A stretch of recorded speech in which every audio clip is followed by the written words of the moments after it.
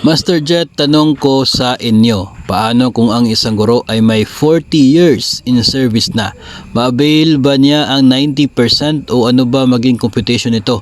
Huwag mo lang i-mention ang name ko, gusto ko lang malaman kung ano computation pag mag-retire na. Okay, yung amount po ay pwede nyo naman po makikita sa GSIS Touch, pero kung ang inyo pong gusto ay ang computation at kung paano po at kung totoo ba itong 90% na ito.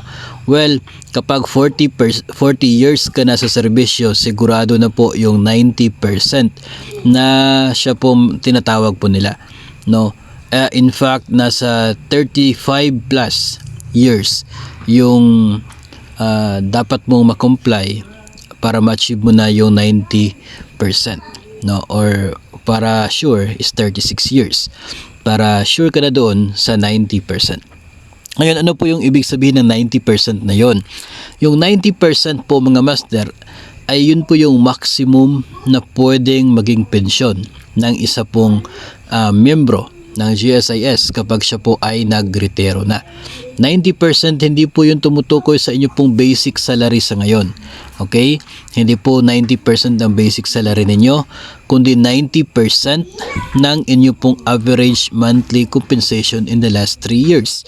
Ang mangyayari po niyan, i-add ninyo lahat ng inyo pong basic salary sa loob ng 3 taon starting po nung kayo ay nagretiro pabalik, no? So yung 36 months po na yon na total po na monthly compensation ninyo, kung magkano po yung total, i-divide nyo lamang po ng 36 para makuha po ninyong average. Okay? Ngayon, yung average na yon, yun po yung magiging basis ng pension.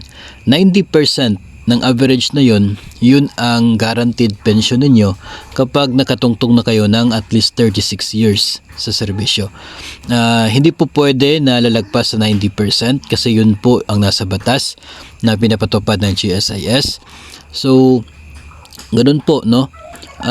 Kaya nga po yung iba ay umaasa o hindi muna nagre-retiro ng mas maaga kasi they are expecting na tataas pa yung sahod the following year. Okay? So, gusto nila na ma-experience pa yung mas mataas na sahod nang sa ganun yung kanila po maging average compensation ay at least tataas man lang. Okay? Yun po. Yun po yung kanyang magandang epekto. No? Pero dito po pag 36 years na po kayo, guaranteed na po yung 90% ng average compensation. Kahit nga po yun lamang yung serbisyo ninyo, sure na po yung 90% na maximum pension na pwede po ninyong matanggap sa GSIS. No? So yung computation po, ganun po. Kukunin po ninyo yung average sa lahat ng inyong monthly compensation in the last 3 years.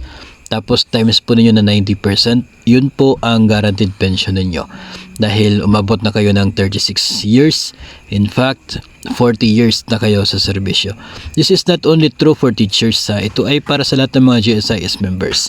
Kahit saan ka man pong ahensya ng gobyerno, basta miyembro ka ng GSIS at yung inyo pong pensyon ay siya pong ibibigay ng GSIS. No, yun po yung nasa batas at yun po pinapatupad ng GSIS. Kaya wag po tayo magalit sa GSIS kung bakit yun lamang po yung binibigay kasi nasa batas po yun.